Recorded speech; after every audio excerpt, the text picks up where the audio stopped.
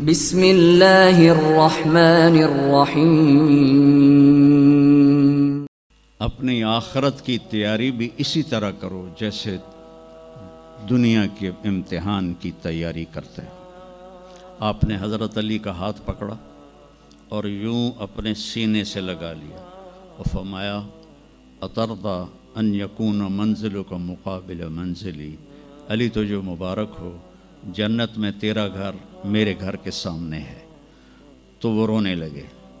لیکن یہی علی جن کو خوشخبری ملی ہے کہ تیرا گھر میرے گھر کے سامنے ہوگا، کسی کو یہ خوشخبری نہیں ملی سوائے مولا علی کے، وہ رات کی مناجات میں روز تڑپتے روتے ہوئے یہ کہتے تھے آہن آہ من قلت الزاد و بعد السفر و وحشت الطریق، ہائے اللہ، ہائے اللہ، ہائے اللہ، میرے پاس عمل تھوڑا ہے۔ تھوڑے عمل والے کا گھر نبی کے گھر کے سامنے بنتا ہے؟ میرا عمل تھوڑا ہے، رستہ تنہا ہے، کبھی دیکھا نہیں اندیکھا ہے، یا اللہ پتہ نہیں میرا کیا بنے گا۔ یہ روز کی پکار اور مناجات تھی۔ اور پھر دنیا کو کہتے الیہ تغررتی، دنیا تو مجھے دھوکہ دیتی ہے، ہی ہاتھ غری غیری، چل دفعہ ہو جا کسی اور کو دھوکہ دے، میں بتتو کی ثلاثہ، میں تمہیں 3 طلاق دے چکا۔ تو جن لوگوں نے آخرت کو بنا لیا وہ کامیاب ہیں، اور جن لوگوں نے آخرت کو نہ بنایا تو وہ کچھ بچے ہڈ بلوں کی ویسی نام لے لیے ہیں، سیر کے لیے گئے کشتی کی، تو وہ کہنے لگے ملاح سے چاچا تینوں کیمسٹری آمدی؟ اس کہ پتر اج ہی نہ سنیا کی ہوندی ہے؟ اس کہ تینوں پتہ نہیں ایسی سپیریئر یونیورسٹی دے سپیریئر لڑکے آئیں، سانوں ساری کیمسٹری دا پتہ۔ دوسرے نے پوچھا چاچا تو فزکس پڑھی؟ اس کہ میرا بچہ میں تو اج ہی نہ سنیا، ساری حیاتیہ بیڑی بائی ہے۔ کہ چاچا تیری ادھی زندگی چلی گئی، ادھی زندگی ختم ہو گئی، سانوں ایک اسی سپیریئر دے سپیریئر بچے، ساڑا برائٹ فیوچر۔ اتنے چھک موج آئی تے کشتی ہوئی ڈاواں ڈول۔ اس کہ پترو ترنا سکھیا ہی نے،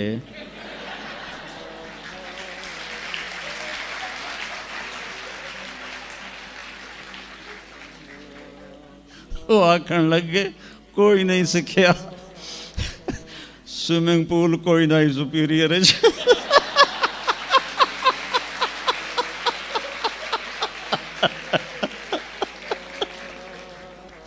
تو وہ ملا کہنے لگا پترو میری تو ادھی گئی تو تہاڈی ساری گئی۔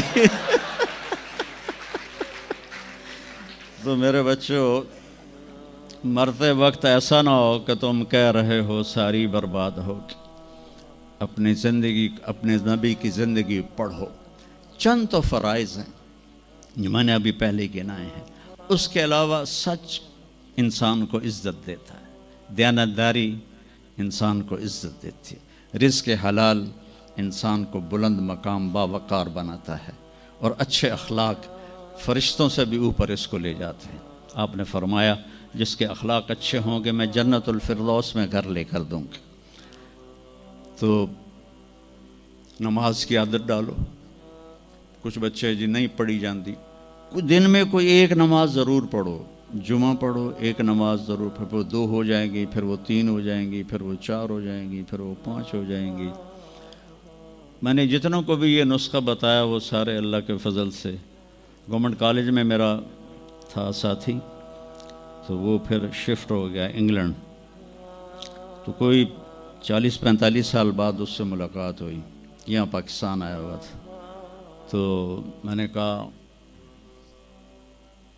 کہ نماز پڑھتے ہو؟ کہنے لگا نہیں۔ جمعہ؟ کہنے لگا نہیں۔ تو میں نے کہا اچھا ایسا کرو، ایک نماز شروع کر دو اور ایک جمعہ شروع کر دو۔ یہ ایک فرد کا واقعہ نہیں، ایسے میں ہزاروں بچوں پر بچیوں پر تجربہ کر چکا ہوں، اور وہ 5 وقت کے نمازی بن گئے۔ تو 2 دن کے بعد فون پہ بات ہوئی تو کہنے لگا یار تو میں نے ایک دسی آئی میں تو پنجے شروع کر دیتی ہیں. وہ ڈرنکنگ بھی کرتا تھا، کالج کے زمانے میں بھی کرتا تھا. کہنے لگا لو جب میں نے نماز شروع کی تو میں نے کہا میری توبہ، میں شراب کو بھی ہاتھ نہیں لگاؤں گا. نماز ایسی چیز اپنی زندگی. اگر کسی کے لیے رخصت ہوتی تو حضرت امام حسین علیہ السلام کے لیے رخصت ہوتی میدان کربلا میں. لیکن کیا جنت کے سردار، جنت کے نوجوانوں کے سردار، اور جنگ سے پہلے اونگ آ گئی اور آنکھ کھلی تو مسکرانے لگے. تو بہن زینب علیہ السلام نے پوچھا یہ کوئی ہنسن دا ٹائم ہے، اتنی تو مصیبت آئی کھڑی. کہ بہن اللہ کے نبی خواب میں آئے ہیں، فرما رہے ہیں بیٹا میں لینے کے لیے آ چکا ہوں. تو اب یہ نماز نہ پڑھتے تو ٹھیک تھا، اتنا تو قتل و غارت چل رہا تھا. لیکن جو ہی ایسے سورج ڈھلا تو آپ نے زہیر تھے آپ کے رائٹ سائڈ پر جھنڈا اٹھانے والے، اور لیفٹ پر تھے حبیب، اور درمیان میں تھے عباس اپنے بھائی. تو آپ نے زہیر کو بلایا، کہا یہ شمر سے کہو تھوڑی دیر رک جاؤ میں نماز پڑھ لوں. تو زہیر نے شمر سے کہا، تو شمر نے کہا ہم جنگ نہیں روکیں گے، ہم سر اڑائیں گے. تو انہوں نے واپس آ کر کہا جی وہ انہوں نے جنگ روکنے سے انکار کر دیا ہے. اللہ کی قسم اب ان کے لیے کھلی اجازت تھی کہ یہ چھوڑ دیں اور سر کٹا دیں. لیکن آپ نے فرمایا سر کٹ سکتا ہے، نماز نہیں چھوٹ سکتی. آپ نے کہا آدھے لڑو آدھے نماز پڑھو. تو آدھوں کو جنگ پہ لگایا، آدھوں نے نماز پڑھی. پھر ان آدھوں کو جنگ پہ لگایا اور جو جنگ پر تھے ان کو نماز پڑھوائی. سب کو ظہر کی نماز پڑھوائی، اور عصر سے پہلے سب کے سر کٹ کے نیزوں پہ چڑھ چکے تھے.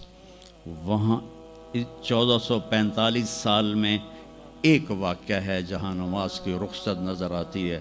لیکن میرے نبی کے نواسے نے ایک مثال قائم کی، پوری امت کو وہ ایک پیغام دیا کہ زیر خنجر بھی یہ پیغام سنایا ہم نے. نماز نہ چھوڑو. کبھی قضا ہو جائے تو رات کو سونے سے پہلے قضا دے کے سویا کرو.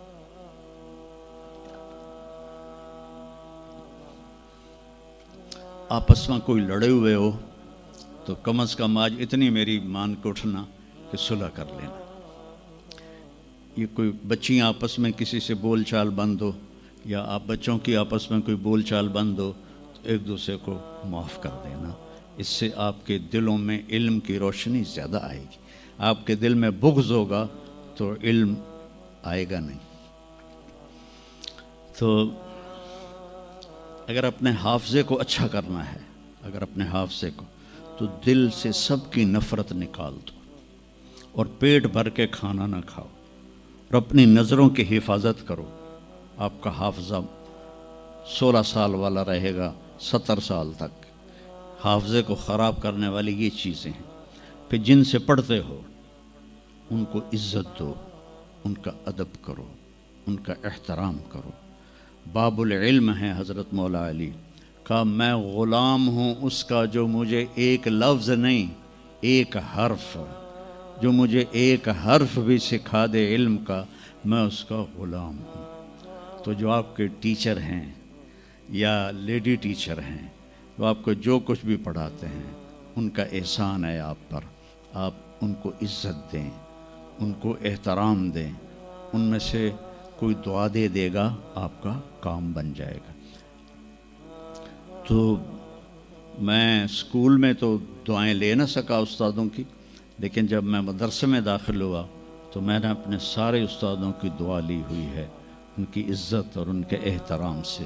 تو چونکہ آج کل بہت زیادہ آزاد ماحول ہو گیا ہے تو وہ اپنے ٹیچر کو ایزی لیتے ہیں کہ کوئی ان کی بے عزتی کر دے، کوئی ان کے آگے بگڑ جائے تو اس کو برا نہیں سمجھا جاتا. لیکن بیٹا کتاب ایک ذریعہ ہے، علم آسمان سے آتا ہے، اور اس کے میں ذریعہ استاد ہوتا ہے. اور استادوں کو بھی کہتا ہوں کہ اپنے منصب کا خیال رکھو اور اپنے پڑھانے کو اپنا فریضہ سمجھ کے ادا کرو. سر سے اتارنے والا کام نہ کرو اور بھاگا دوڑی والا کام نہ کرو، بلکہ اپنی نسل کو تیار کرو جس دن ہم اپنا علم یہیں سے حاصل کریں گے اور باہر یورپ جانے کی بجائے اپنے ملک میں ہمیں اپنا علم ملے گا تو پھر ہماری عزت کا دور شروع ہو جائے گا۔ جب تک ہم علم میں غیروں کے محتاج ہیں تو ہم انہی کے محتاج رہیں گے۔ تو یہ چند ایک باتیں آپ کی خدمت میں ہیں، اور جب آپ کو چھٹیاں ہوں تو تبلیغ میں کچھ وقت ضرور لگائیں، اس سے آپ کو فائدہ ہوگا۔